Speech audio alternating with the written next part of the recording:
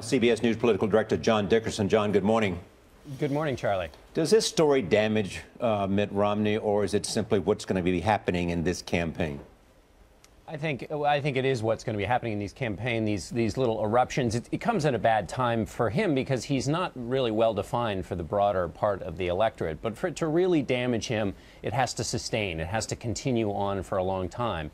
His opponent, President Obama, has to kind of work this issue, and there's not any evidence that's going to happen. It also has to attach to a kind of current view of him, and nobody's been able to find any current behavior that's like this from him.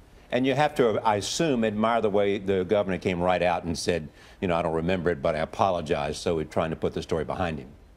Definitely trying to put the story behind him. He's in a pickle there because, on the one hand, he can't say it didn't happen at all. The reporting in this story seems pretty solid. Every single detail may not be exactly as it happened, but certainly something happened.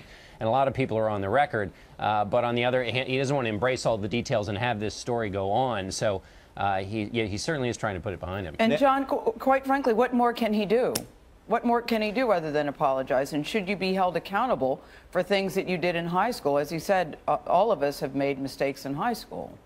Right. There's a tension between, on the one hand, when George Bush used to say, when I was young and irresponsible, I was young and irresponsible, and people sort of bought that. You can't go all the way back to their youth. On the other hand, we have always looked at presidents and their kind of origin stories and stories from their youth that have kind of told us something about their character. And that's why this is potentially dicey for him.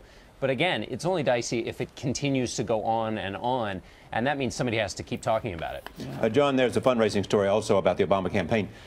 Who's going to have the financial advantage in this campaign?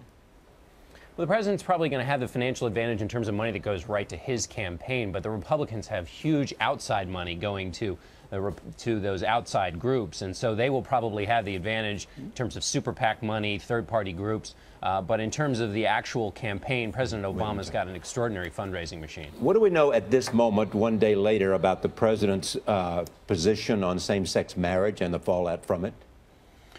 Well, it's helping him with fundraising. Certainly, it's helping him with enthusiasm in his party, and so in a short-term way, it certainly it helps the president. He was able to talk about it last night at those fundraisers, and so enthusiasm for both candidates is important, and he's got the better of it on this right now. And he hopes, I think, that basically this will keep his base excited. It's also, though, ginned up the Republican base to the extent any of those conservatives were still nervous about Mitt Romney. This gives them another reason why they don't like the president.